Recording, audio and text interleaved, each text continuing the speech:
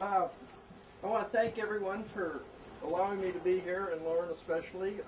I'm going to actually sit on this stool because I just about 10 weeks had the hip replacement, and so I really don't want to be standing around too much, but I can sit and talk with the best of you. And I put this up just as a fact. I ran across this the other day. Man, despite his artistic presentation, sophistication, and his many accomplishments, owes his existence to 6 inches of soil and the fact that it rains. Now, where I'm coming from, we've had a drought, and we're cutting wheat crops that normally produce 90 bushel, 100 bushel wheat. We're cutting 30 and 60 bushel wheat. And that statement there really came alive to us this year due to the fact that it hasn't rained very much during the growing season. Well, my name's Fred Fleming, co-founder of Shepherd's Grain, owner of Reardon Seed Company, and then co-founder of Rhizoterra, and I'll introduce that company a little later in the presentation. And due to the legacy of agriculture and transitioning over to the next generation, I am now semi-retired on paper on Lazy YJ Farm. I'm a 4th generation farmer. Been doing this since I've been 10 years old, and Lauren and my story are pretty well parallel in what we have accomplished in our time, but we've enjoyed our opportunity. I'll give a brief presentation. There's 2 things that I want to do. One, I want to tie in the fact that Norman Borlaug challenged me 42 years ago to become, at that point, was a young agronomist, that we need young agronomists to change the world. We still need young agronomists and scientists and business people to change the world.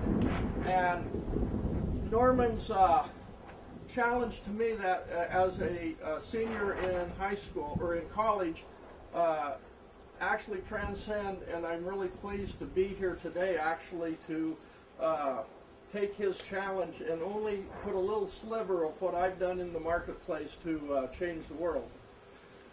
We started, Carl Coopers and I, my business partner, started Shepherd's Grain back in 1999.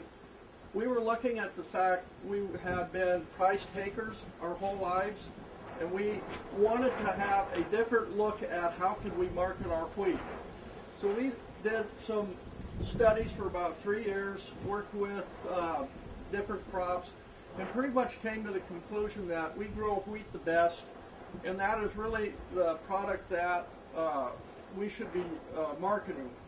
But the kind of wheat we grew was soft white wheat, and it was the kind of wheat that most of our customer base that we have today really didn't want. They wanted a hard wheat, a bread wheat, something of that nature. So we then embarked on trying to find hard red spring wheats, hard red winter wheats, hard white wheats that would grow and that we could market into our marketplace. One little problem was that we needed a mill, and since we were farmers, we could grow the stuff, and we learned how to grow it, but we needed a mill. We were very fortunate enough to have a connection with ADM and Bob French, someone within that organization that was willing to take a chance to work with farmers. At that time, it was interesting. When we first started, I was at a event in Portland, and I was bragging about how we were working with ADM, and Corporate was sitting out in the audience. Corporate did not know that Spokane was working with a group of farmers to develop the Shepherd's Grain brand and local marketing, local sustainable marketing. Well, I got called in the office the next day, and I got put in ADM timeout. You do not mention ADM. You do not mention, all I could mention at the very, very beginning was the fact that we were milling our wheat in Spokane. As time has progressed, we have proven ourselves as a market force because people are looking for local, sustainable, environmentally friendly, and production system-based production that the consumer can embrace. Finally now, ADM, who has become one of our best advocates and supporters, at times, if we continue to grow like we are, and we take our brand and our marketing system Midwest or Southeast, they are willing to work with us. So it's an exciting time for two farmers that had absolutely no idea what marketing, how to start one of these. And I always go to the fact that perseverance and ignorance will prevail. If you're ignorant to the fact that you don't know how you can fail, and you just stick with something, and I go to Lauren's place, and he's a quintessential ignorance and persistence.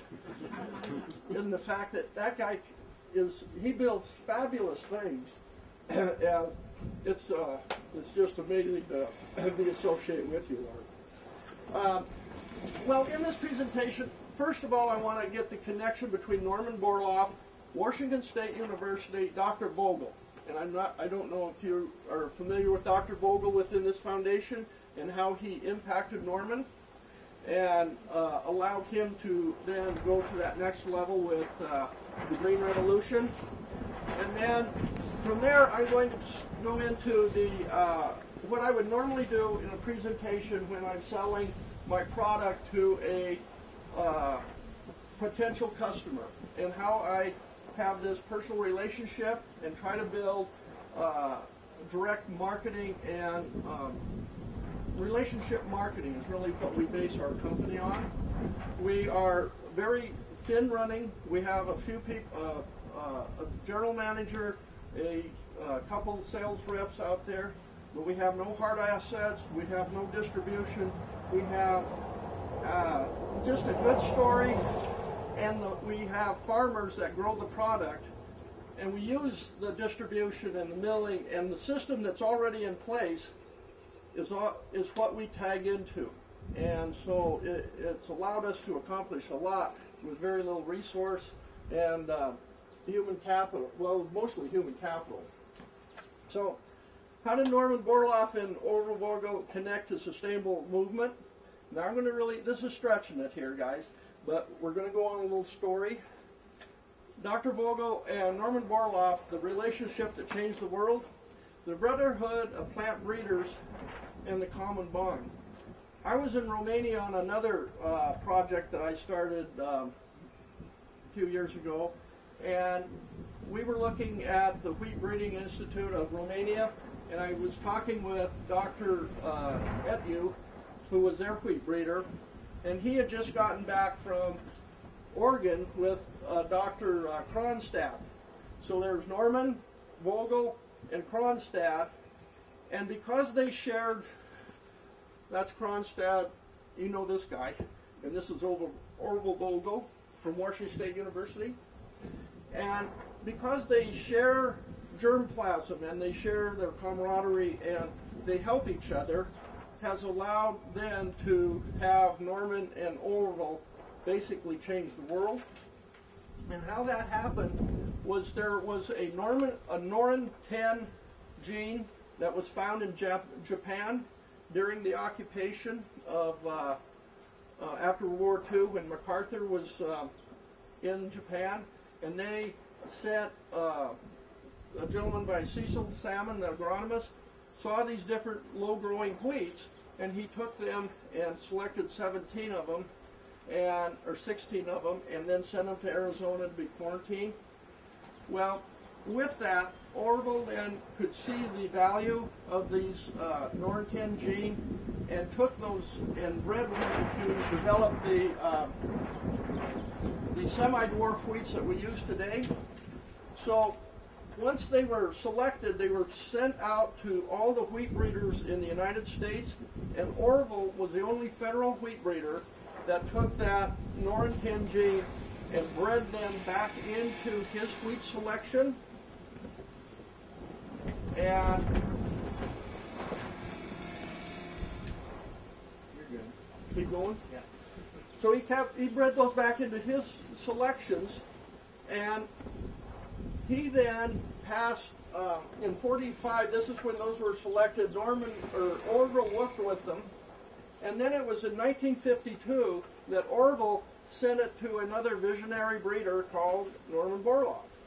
With that, Norman then took those genes and bred it into all his varieties, and The rest of this is history, and you know the history of what Norman was able to do with that semi-dwarf gene and many other accomplishments he's done. I spent quite a lot of time in the library, archives, digging through this stuff, and it was an amazing story between these two men. Quite a relationship. With that, in 1973, Norman came out to salute Orville in his retirement program, party and a wheat symposium, and Norman spoke, and he complimented Orville for his stick-to-itiveness, his ingenuity, his passion, all those attributes that took the Norn-10 gene and made it into a semi-dwarf so Norman could move forward. And he was so appreciative of what Orville did for his ability to move forward. That camaraderie and that same accolades were the foundation that helped Shepherd's Grain continue to grow their company, because so many people gave us opportunities, open doors, that allows me to be here today to speak, but there is a whole group of people behind me that has allowed me to actually accomplish my task. And that's the relationship that these two gentlemen had. But I was an agronomist back in 73, and one thing you might want to do is turn off your phones so that this will not happen to you. Because we just had a fire back at our place about 5 miles away from us, and I think I might have lost a seed field. But I was a member of an agronomy club back then, and we got this wonderful picture of Orville and Norman and the agronomy club, and I hunted all over the place to try to find that picture, and I could not find it. So 42 years ago, Norman challenged or mentioned to Orville that we need young agronomists to change the world. And this is about the only thing that I can come up with that shows that I actually was in school, because academics and Fleming were two words you did not associate with. Graduated, and my aspirations was basically a return back to the farm, not knowing what road that I would be taking. Was back there a few years. Drought of 77, I had to go out and find work. I worked on the Spokane Tribe Indians for a few years, came back, started a seed company, got challenged. We went over and put in an orphanage and a healthcare clinic in Romania, started the first seed company in Romania, came back, started Shepherd's Grain, and a few other things. So that's what challenged me 42 years ago, was that statement, to now have a company that what we are trying to do is to bring sustainable practices back to the farm by serving local, sustainable, traceable food. And I am no longer a wheat grower, I'm a food producer. And that's a key statement in how we need to look as agriculturalists going forward. And part of that is to bring your, and now I'm going into my, I'm trying to get you to buy my product. And part of that is I am now switching from the IQ to the EQ, and that's the emotional quotient, or the emotional connection that I can make with you as my customer base to the farm. So this is my great-grandfather's homestead. I don't know if you can see it too well, but this was a self-sufficient farm. He had his barn for the horses, the shop to shoe the horses, the place for the hired man, the chicken, and the old family house was right there. My grandparents built that in 38, raised their family. My dad raised his family there. I raised my family there. And that was what the place looked like back in the early 50s. Today, since I've been home on the farm, I had to change the whole direction of the farm. And in any business cycle, you get to a certain point, and then you have to recreate yourself. We recreated ourselves to become more market-driven, self-sustaining, and a few years, 10 years ago, we started, or 12 years now, we started no-tilling. And the farm constantly changes, and as you can see from that picture 10 years ago to today, I have what I call Ben's disease.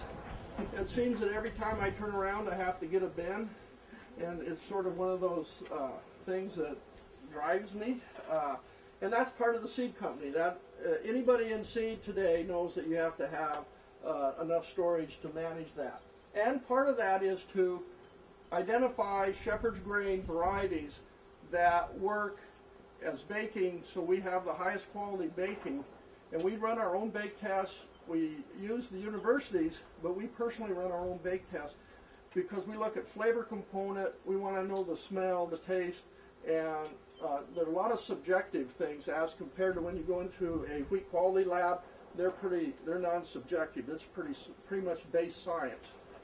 But what we find is some of the varieties that they like, we don't like, and our customer base likes what we are delivering. So again, you've got to understand our heritage with technology. This is my great uncle.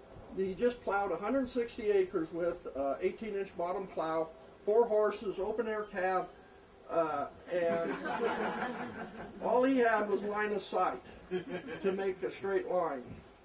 And if you look between the horses and him, and it'd be a hard look, but right there is a divot. And that divot been there since God made earth. And so 100 years later, there's the divot. And I'm with my 500 horse air-conditioned cab, my 40-foot drill, my different tanks for fertilizer on it. And I can do that field in one day, which probably took him 6 weeks to plow that ground, or a month at least. That picture's obsolete even today because that drill has been updated. They've updated the GPS and the precision agriculture part of it. But I guess what I'm trying to get your point across is the evolution of agriculture.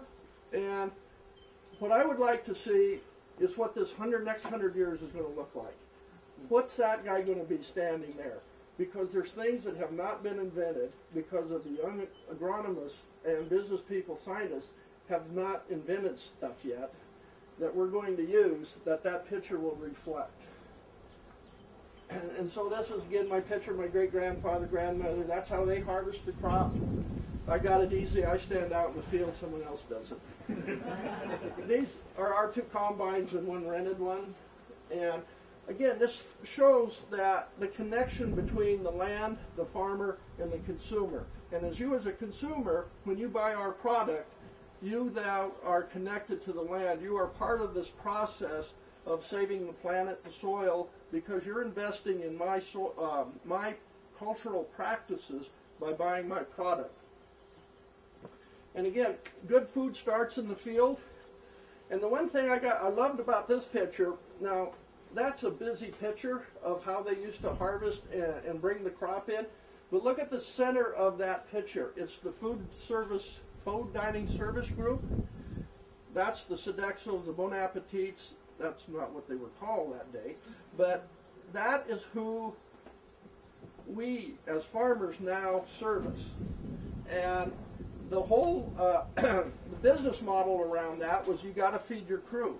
So when you go to Dell, Nike, any of these other places, they have cafeterias that feed their crew. You go to, I assume John Deere has a cafeteria, and they feed their crew. Now, what we need to do as farmers is how do we get our food into that chuck wagon? And again, this is just another picture of what the chuck wagon, because really it was a social place to gather, to talk about what you were doing. My grandfather's in that picture, another gentleman that used to share the Thrasher, Gray, Bill Gray's in that picture, and probably the Garber family. So the vision of Shepherd's Grain. Now the other thing, when we first started this company, we didn't know how to market or do anything. So we just sort of, there's a lot of stumbling and hit and miss stuff. Well, our first presentation was full of pictures of farmers and of equipment and of all the things that we love to do. Lauren's place is just filled with equipment, and so one of my friends that looked at that presentation, my first one, said, "Are you an equipment dealer or are you trying to sell flour?" And I had to think about that. I was really selling flour, but I was highlighting all the equipment because farmers love to show off their equipment. So even though you see some pictures of equipment, it's all about the story of food service and how you bring stuff to the marketplace. So the vision of Shepherd's Grain is reconnecting consumers to food growers, the traceability aspect, showcasing sustainable production systems, and that's sustainable. And the other part of sustainability is providing a profit center back to the land. And then focus on baking quality and not just wheat quality, and direct marketing and profit opportunities provided to families from Washington, Oregon, and Idaho. And again, it's the cost of production, reasonable rate of return. We no longer are price takers, we set the price. And that's a key component of our philosophy. And how we did that was by developing a Hinman model from WSU. It's an extensive cost of production model that then relates back to what it really costs to produce a bushel of wheat. And that's what we go out with. It took us about 10 years for the marketplace to get accustomed to that. Today, we don't really get asked what the price is. They just want to get access to the story and to our product. And that's quite a hurdle if you think about that, because there's a lot of deals that are broke over pennies. And so what sustainability means to us, it's our family heritage married with today's technology, soil water conservation, soil health improvement, less fuel, less chemical use, the farmers as a diverse ecosystem with different crops that we're looking at growing. We're a monoculture out in eastern Washington, and we're trying to find other ways to grow companion crops, other kind of crops to help with the soil health of how we produce food. And again, farmers are reestablished as food producers. So often when I bet in this group, your first drive around here, what are you? You're a corn farmer or a soybean farmer or a cattle grower or hay producer. You never really think of yourself as a food producer. You need to start getting your mind wrapped around that so that you can go in, so that you can start looking at how you can do that. And preserving the farm, and if we continue to bring value back to the land, we can pass it on to the next generation and they can have hope that their future is in place to make a living on the farm rather than going off the farm to make a living. So then why change? Where my pickup sits is where we've basically had land bank. My dad put that in 50 years ago. And over 50 years, we have farmed this ground with conventional agriculture, and we've lost 11 inches to 12 inches. And this is a passive loss of ground. If we continue farming this way, we'll slowly lose our ability to produce food. Now, depending on how deep your soils are, is how long you can last. Our soils aren't that deep, so we need to be more judicious in how we protect our land. And so I started no-tilling, and 10 years ago, or actually 12 years ago, I went from, I'm a recovering conventional farmer, my name's Fred, and I'm 12 years into my program. In that statement, there's many aspects. It usually takes off my sister-in-law because she's a conventional farmer. But they've switched over and are now working with a no-till farm, or no-till drills. But it's like changing your mindset on how you market your crop. You're no longer marketing commodity, even though probably, 30% of mine goes as commodity. Another 40 or 50% goes to my seed company, and the balance goes to Shepherd's Grain in how we market the crops. Now this is a watershed, and this is no-till summer fallow as compared to conventional, and if it was conventional, I'd have that completely clean and there'd be no stubble. We had a rain event that hit, and it's really no different than the topography around here. It was a fairly significant rainstorm in a short period of time, and out of that energy, that little divot, right, and you can hardly see it right there, is where that was all the water that ran off that watershed behind me. Now my neighbors, who was conventionally farming, they were exposed to that flash flood or that energy of that storm, and you could see the amount of erosion that came off that field, and it was only a 2-hour rainstorm, and it was a severe, we got a lot of water dumped on us, not like you guys get out here. I would love to see some water show up at my place like you guys. But this is what happens with conventional agriculture, and this is considered collateral damage in agriculture, and the state had to come out, plow the mud off the road, and this guy lost another 1/4 inch of soil. You cannot have that happen to continue to farm. So where does the change start? The change starts in the kitchen.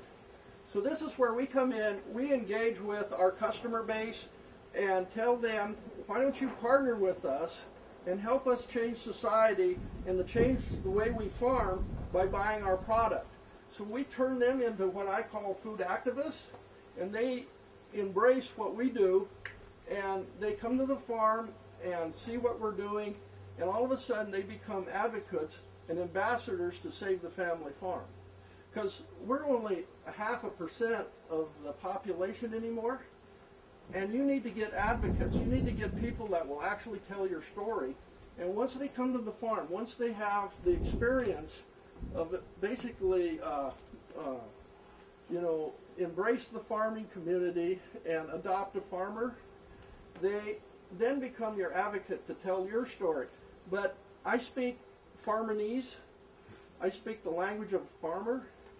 And so often, well, for example, I was talking to someone the other day, and we were talking that this year we're going to be harvesting acres rather than bushels because it's a poor crop. And like, what are you talking about? And so I had to explain the fact that we were having less yield. And normally we talk about how many trucks we send to town because that's the way we gauge our production. Our profitability is you can produce way more bushels. This year we're just cutting acres, and we're farming for the government because of the insurance program. See, that's farmernese. Well, what you have to do is explain this to them, and then they go back and they take their urban language and tell their customers that story, and it's quite a bit different on how they tell it than how I would tell it. But again, this is part of that understanding of being able to communicate to your customers. Now, we work with a lot of the food dining service groups. This is Sodexo, and this is Gonzaga University.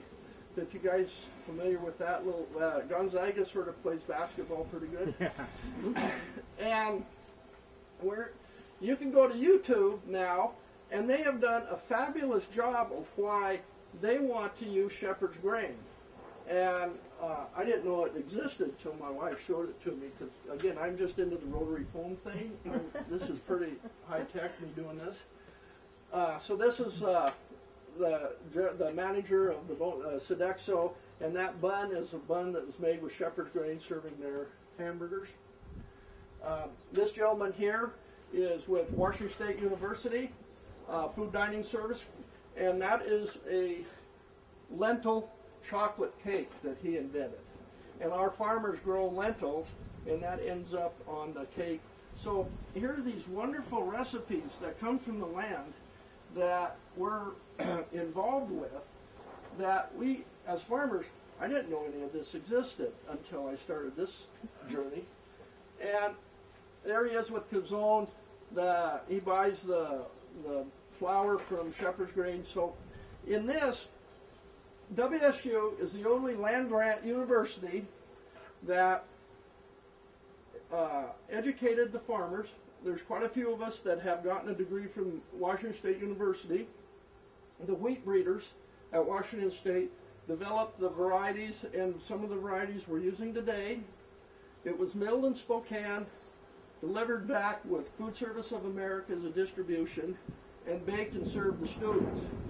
So what other university they educate their farmers, develop the varieties, and it's served back at the college level?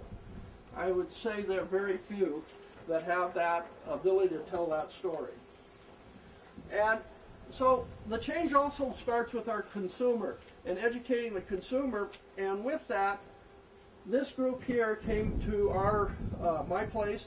I have a pizza oven. I was able to write this off my taxes as a venue for marketing. And so I have a pizza oven. Smuckers came to my place. They had 8 food bloggers on my place, and as we were launching their product called White Lily, because Smuckers bought White Lily, and they wanted traceable, local, and sustainable. But the other thing they were looking for, we are also GMO certified free. And even though there's no GMO wheat in the marketplace today, the consumer wants to have the assurance it's GMO free.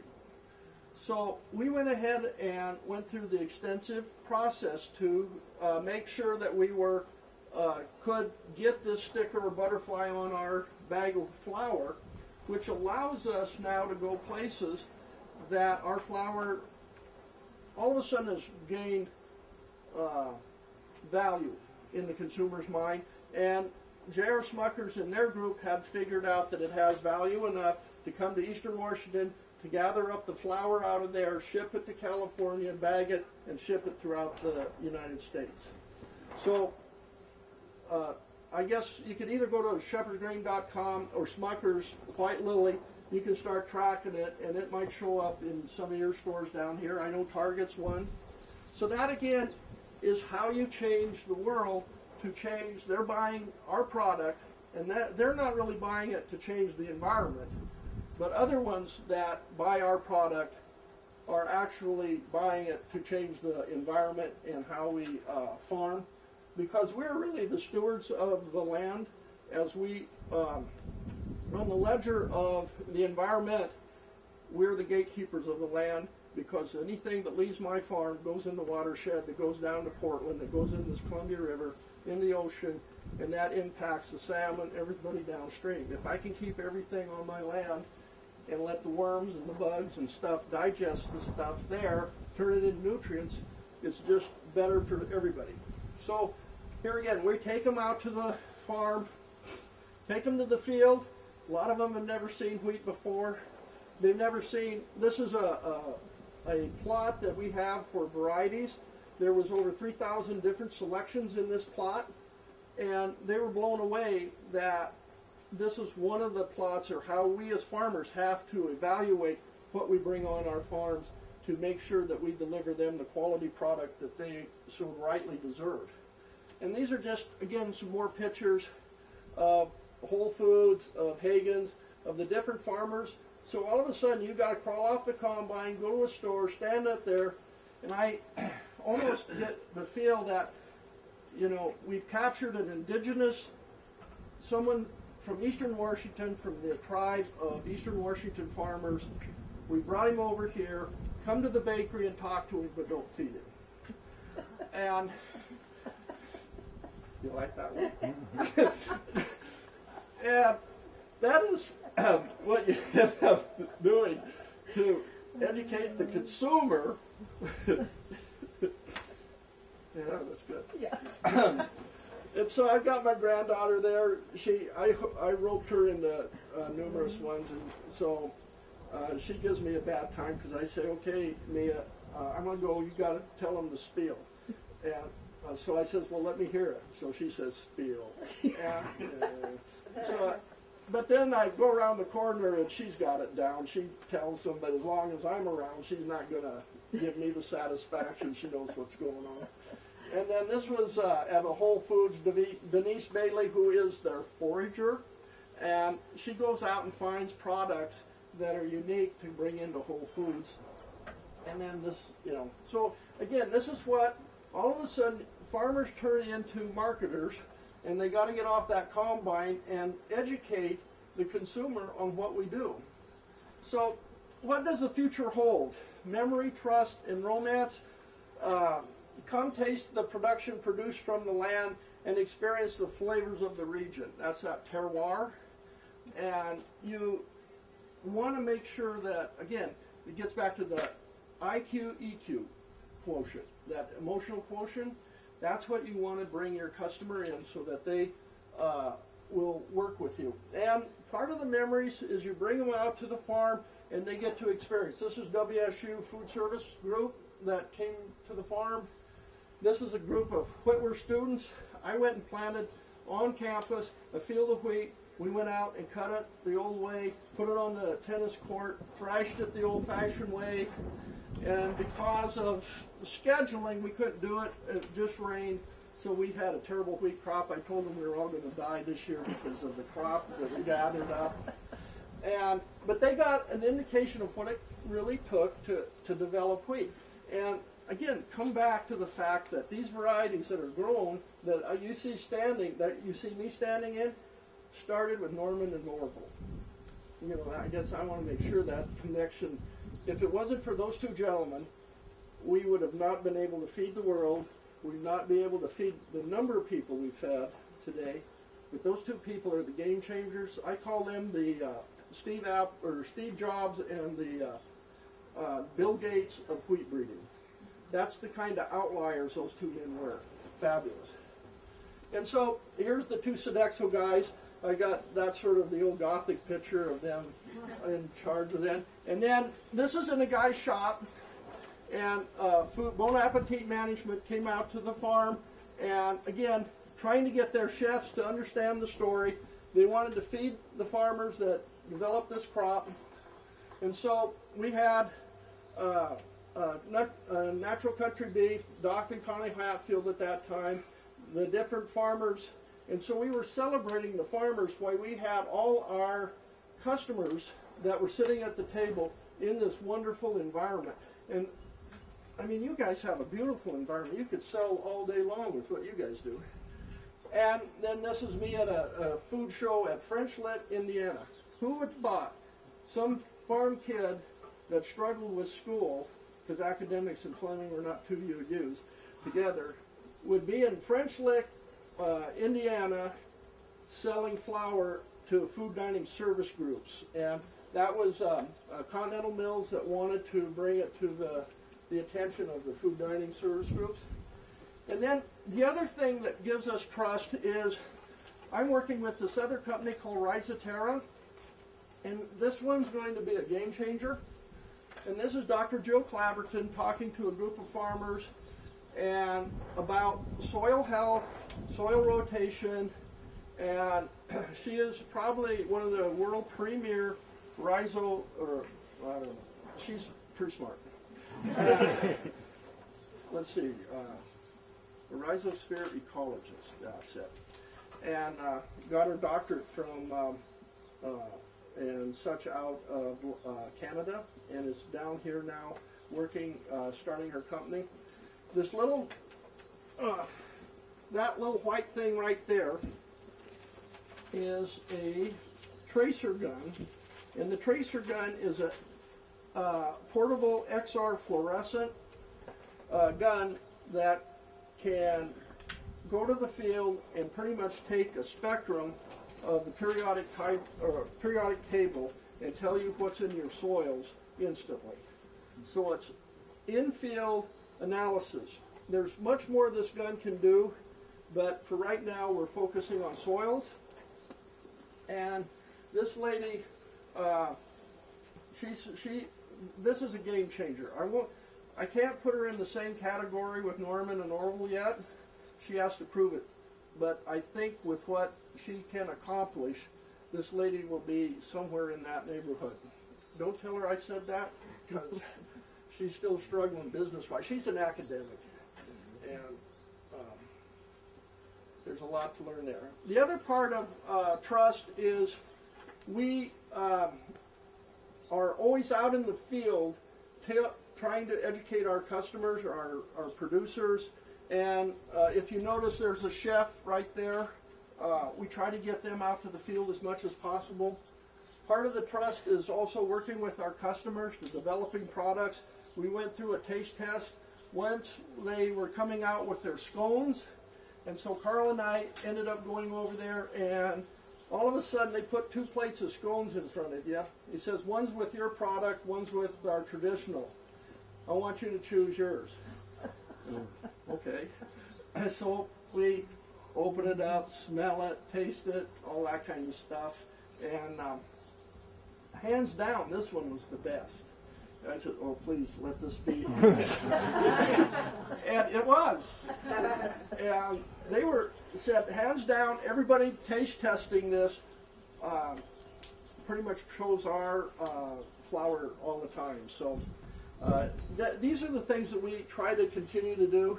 The other thing is we have our own bake test.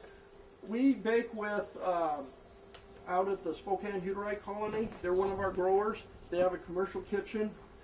We bring a person in that will bake, and so we personally bake with our varieties that are coming up. We get it milled at WSU.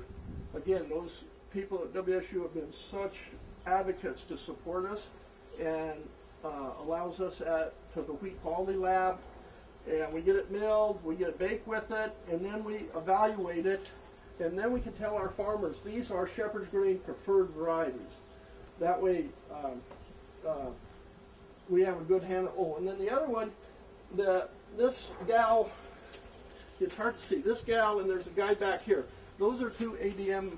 This lady is within the wheat quality lab of ADM, and she helps us constantly on making sure our varieties are good, and bakes with them and continues to work with blending us to make sure to have the best quality of product out. And Sean is the manager of ADM. Again, fabulous collaborators and helpers. And then you get back to the row mesh. Now you can't really see this too well, but there's the moon, there's the combine and the back out wagon. And now I'm getting back to the farmer and me. This is a cool picture for me to see the moon, the equipment, harvesting. You know, you take your wife out there and say, you know, this is what it's all about you, dear. But the other thing is I want to leave you with is the gatekeepers of the food supply. And in the old days, there was a guy by the name of Farmer Yates that lived in the panhandle of Texas. And he, over time, would raise his crops. He'd go through droughts. He'd go through bad times. And it was always one of those things when you would go through bad times. That must be one of the equipment. There's your toy, your toy. And but you always go back to the family and say, you know, it's going to be better next year. We're going to, you know, that new tractor I just bought, that could have been your, and this is a true story from my mother-in-law. She always looked out her kitchen window, said, there goes my new kitchen. Because they invested in the tractor. And old Farmer Yates kept telling his family, you know, maybe next year we'll make a living at this. Maybe next year be a better year. And so you just struggle. Well, what he didn't know was that he was on the richest oil field in Texas. So he became a very wealthy man. What we really don't realize as farmers is that we walk the land every day and we have an unbelievable wealth underneath our feet within our microbes, our soil, and what food we can grow. But more than that, the story that we can give.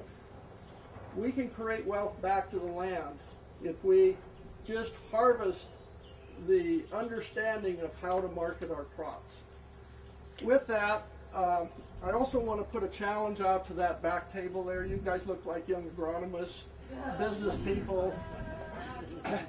We need you more than ever because I want to see what that picture 50 years from now is going to look like, or 100 years, because in 50 years we're going to make as much of an advancement as we did the last 100 years. with that, you can go on to shepherdsgrain.com. I thank you for your patience and your time to listen to this. And if you have any questions, I would love to be able to visit with you about what I've done. And if you have any comments, I'd be glad to hear from you.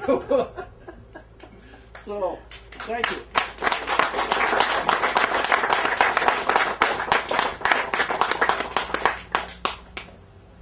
The lady that's in charge is now running over here. I'm done! You know who